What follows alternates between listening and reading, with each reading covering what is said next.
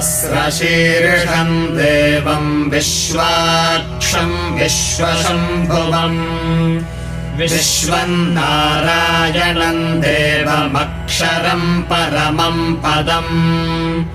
विश्वतः परमान् नित्यम् विश्वम् नारायणगुम् हरिम्